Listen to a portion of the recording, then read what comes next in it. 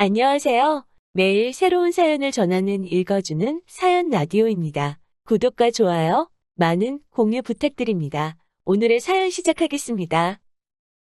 안녕하세요. 결혼한 지 4년 된 30대 여성입니다. 제가 오늘 이렇게 여길 찾은 건 이렇게 표현하자니 저도 마음이 편치는 않지만 주제 파악 못하는 신우 때문이에요. 솔직히 집안일인 만큼 저도 얘기를 할까 말까 고민이 많았거든요. 그런데 저도 사람인지라 어디다 속 시원히 말도 못하고 당하기만 하고 있으려니 열받잖아요.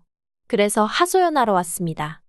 남편하고 처음 만났을 당시 제 나이 29, 남편은 33으로 지인을 통한 소개팅이었습니다.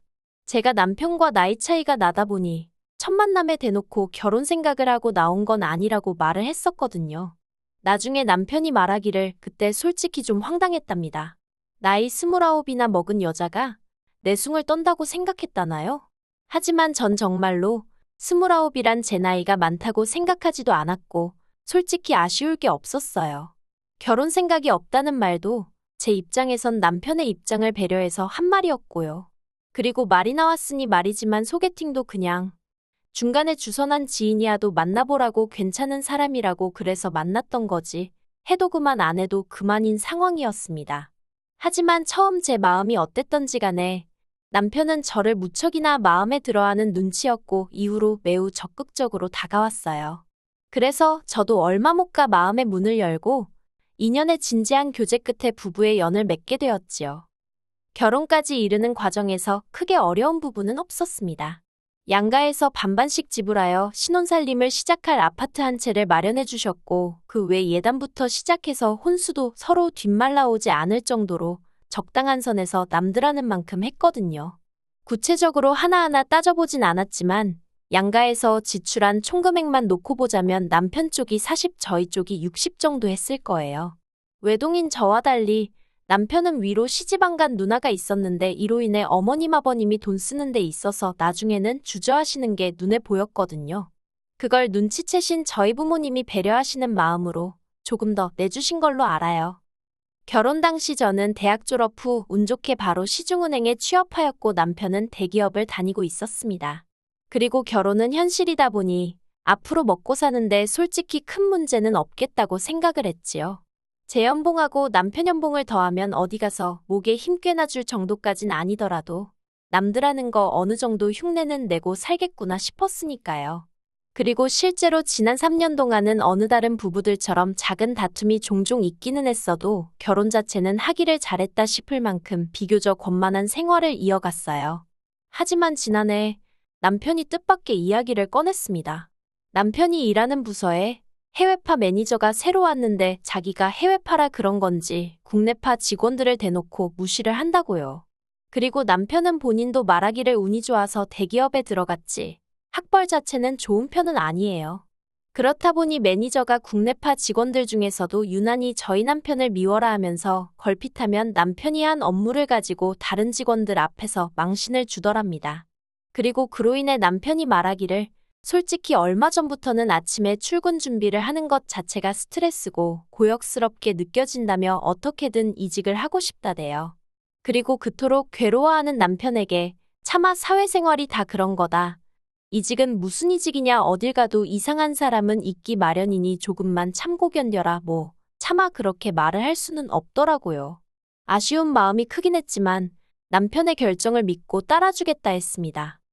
그런데 문제라고 해야 할지 실은 저희가 올해는 아이를 갖는 쪽으로 방향을 잡아둔 상황이었거든요. 그런데 남편이 이직을 하면서 월급도 줄고 일하는 시간도 약간 길어졌기에 지금 애를 낳는 게 현명한 건지 아무튼 이래저래 생각이 많아지대요. 물론 낳아 키우자면 키울 수야 있었지만 원래 조금이라도 더 좋은 것만 주고 싶은 게 부모 마음이니까요.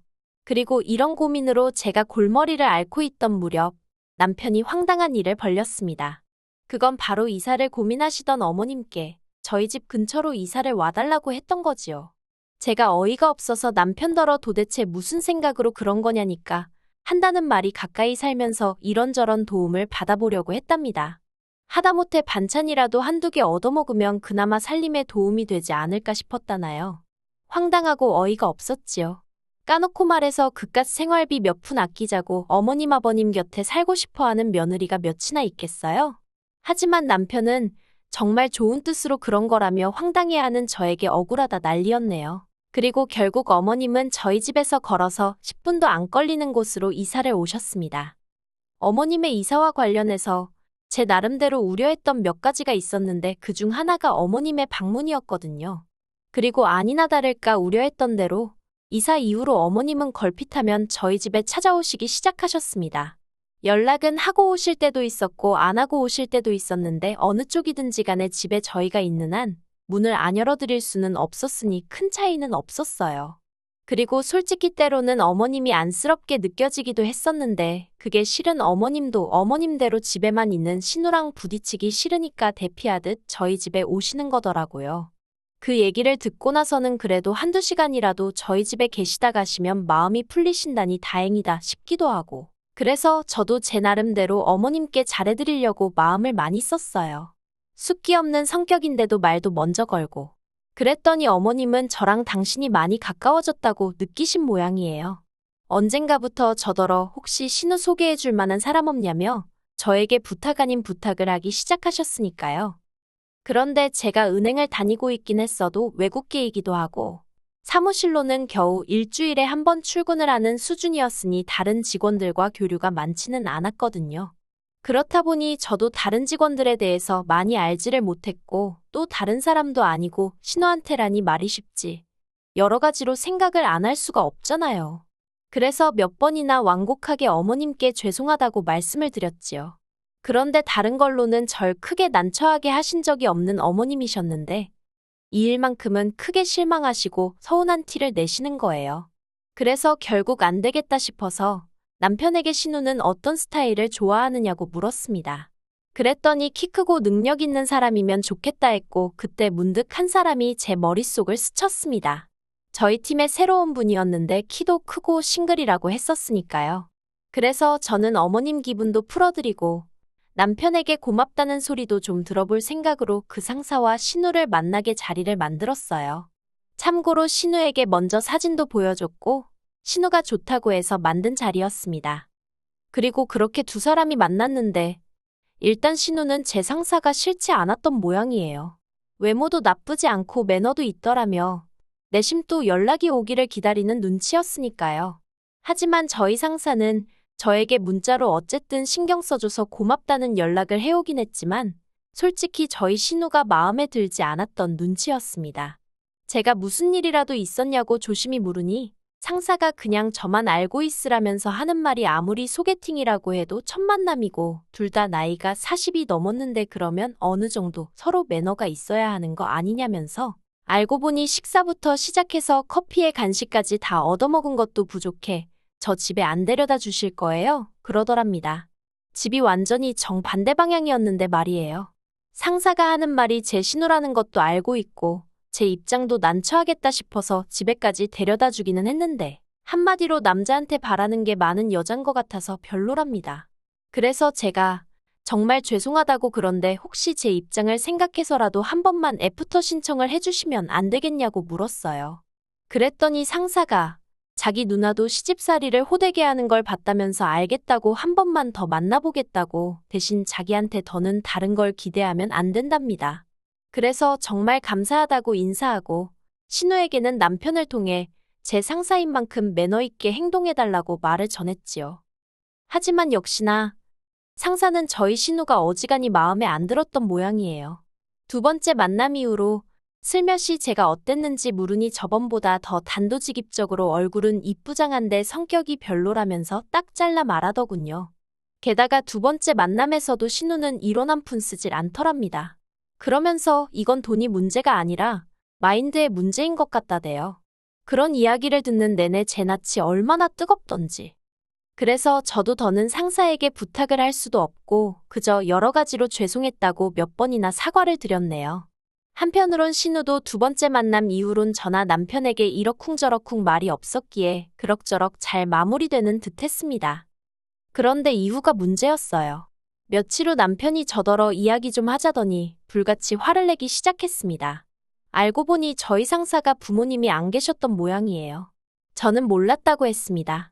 회사 상사의 부모님이 살아계신지 돌아가셨는지까지 아는 경우는 많지 않으니까요. 그리고 상사 나이가 44이었는데 흔하진 않지만 그렇다고 무슨 천혜고아도 아니고 그게 그렇게나 화를 낼 일인가 싶었지요. 그런데 남편이 또 묻기를 저희 상사한테 누나가 둘이나 있는 걸 알고 있었냐입니다. 그래서 누나가 있는 건 알았지만 둘인 줄은 몰랐다고 했더니 잘 알아보지도 않고 소개팅을 주선하면 어떡하냐면서 어떻게 자기 누나한테 부모도 없고 누나만 둘이나 딸린 남자를 소개해 줄 수 있냐고 계속해서 화를 내는 거예요. 그리고 제 입장에서도 들어주는 것도 정도가 있지. 갈수록 어이가 없어서 결국 키 크고 능력 있는 남자면 된다고 하지 않았냐고. 상사 키가 188이고 연봉도 1억 가까이 되는데 뭐가 문제냐고 받아쳤네요. 그리고 어차피 둘이 잘 되지도 않았는데 이제 와서 그런 조건들을 들먹이며 나한테 화를 내는 이유가 뭐냐고 했더니 그래도 신우가 저한테 너무 실망했다며 속상해하더라나요. 자기를 얼마나 만만하게 봤으면 그런 남자를 소개할 수가 있냐면서요. 솔직히 저희 신우라고 해서 이쁘장한 얼굴 말고는 딱히 자랑할 것도 없습니다. 그리고 나이가 40인데 아무리 이쁜들 20대 30대에 젊음이 있는 것도 아니고 그렇다고 직장이 탄탄한 것도 아니에요. 초등학교에서 가끔 기간제 교사로 일을 하긴 했지만 그것도 매번 재계약을 해야 했고 재계약으로 이어지지 않는 경우도 허다했으니까요. 그래도 어디 가면 자기 직업이 꼭 초등학교 선생님이라고 하는 사람입니다. 그렇기에 더욱이 기분이 나빠도 제 상사가 나빠야지 신우가 나쁠 상황은 아니다 싶었는데 그리고 무엇보다 어차피 소개팅이 파토가 난 상황에서 신우도 제 상사 조건이 마음에 안 들고 제 상사가 그렇다고 신우한테 매달리고 귀찮게 한 것도 아닌데 왜 저한테 난리인 건지 도저히 이해를 할 수가 없었네요. 그리고 남편이 신우를 대신해서라고 해야 할지 아무튼 한번 난리를 쳤으면 그만이지 그걸로도 분이 안 풀린 건지 어쩐 건지 신우랑 어머님이 또 그 일을 물고 늘어지기 시작했습니다. 어머님이 저더러 얘기 좀 하자면 남편도 없이 저를 따로 시댁으로 부르시더니 이번 일로 제가 시댁 식구들을 어떻게 생각하고 있는지 잘 알게 됐다는 알 수 없는 말씀을 늘어놓으셨어요. 나름대로 교양 있게 말씀하고 싶으셨던 건지 몹시도 애둘러서 말씀하셨지만 결국 제가 시부모님도 무시하고 신우도 무시해서 그런 조건의 남자를 데려왔다는 식으로요. 그리고 저도 남편한테 한번 당한 것도 억울한데 어머님까지 나서서 이미 파토난 소개팅을 가지고 저한테 가타부타 하시니 저는 듣고만 있기가 너무 억울했습니다. 그래서 저도 확인사살 시켜드리는 기분으로 하나하나 따지고 들기 시작했어요. 교양이고 뭐고 그런 게 무슨 소용인가 싶어서 신우 조건으로 솔직히 초혼자리 찾기가 얼마나 어려운지 아시냐는 소리까지 했지요. 그랬더니 어머님이 정말 시쳇말로 개거품을 무시면서 그러면 너는 내 딸이 어디 후처자리나 알아봐야 한다는 소리냐고 악을 쓰시길래 그게 아니라 신우도 나이가 나이인 만큼 상황 판단을 잘 해야 한다는 얘기라고 딱 잘랐네요. 이 일로 저는 완전히 시부모님 눈밖에 나게 되었습니다. 그리고 솔직히 처음엔 어머님한테 야속한 마음이 컸던 게 사실이에요. 그간 그래도 어머님이랑 잘 지내왔다고 생각했고 제 나름대로 어머님의 인품에 있어서 좋게 생각하는 부분들이 있었으니까요. 하지만 자식일에는 장사 없다더니 막상 신우일에서는 옳고 그르고 그런 것들을 제대로 판단하지 못하시대요. 그리고 그런 와중에 신우는 신우대로 자기가 소개팅에서 한 짓은 깨닫지 못하고 자기가 왕년에 얼마나 잘 나갔는 줄 아냐면서 한때는 자기가 무슨 기업 대표하더라고도 데이트를 했었다는 소리나 해대는데 오죽하면 제가 세상 천지에 왕년 없는 사람이 어딨냐고 쏘아붙이기까지 했다니까요. 하지만 이 모든 갈등 속에서도 남편이 하다못해 중립만 지켜줬으면 제가 이렇게 억울하진 않았을 겁니다. 그런데 남편은 계속해서 저더러 자기 누나 기분도 이해를 해주라며 저더러 같은 여자면서 너무 냉정하다더니 급기야는 한다는 소리가 저도 자기 아니었으면 신우처럼 혼자 늙었을지 누가 아냐는 막말을 해대더군요. 그 소리를 들었을 땐 정말 자존심이 상해서 솔직히 저도 남편이 좋아서 한 결혼이긴 했지만 남편이랑 이루어지지 않았대도 누구한테라도 갔겠죠. 저는 신우처럼 적어도 오르지 못할 나무를 쳐다보고 착각 속에 빠져 사는 한심한 사람은 아니었으니까요. 그리고 남편에게 그 소리를 듣고는 며칠 동안 정말 밤잠을 설칠 만큼 기분이 좋지 않았습니다. 이번 일이 아니었다면 저는 평생 저를 구해줬다고 착각하는 인간이랑 한 이불을 덮고 살 뻔한 거니까요. 그래서 저는 남편과 이혼을 결심했습니다. 꼴 같지 않고 말 같지 않은 착각을 하는 인간. 저야말로 걷어주고 싶은 생각이 싹 사라졌거든요. 남편은 저더러 이혼하면 여자만 손해라는 헛소리를 해대길래 한 달에 500씩 버는 여자랑 280 버는 남자랑 이혼하면 적어도 280 버는 남자가 더 후회할 거라고 쏘아붙였더니 그건 또 찍소리도 못하대요. 일단은 협의 이혼으로 진행하고 싶은데 남편이 계속 고집을 피우면 변호사 사서 소송해볼 생각입니다. 솔직히 신호 소개팅이나 파토나고 말 줄 알았는데 제 결혼 생활까지 파토가 나게 되다니 유감이기는 해요. 하지만 뭐 좋은 쪽으로 생각하려고요. 아이라도 있었으면 아마 남편이란 작자는 더 기고만장해서 애딸린 여자가 어쩌고 하면서 저를 무시했을 수도 있잖아요. 늦지 않게 남편의 실체를 알게 돼서 정말 다행이다 싶고요.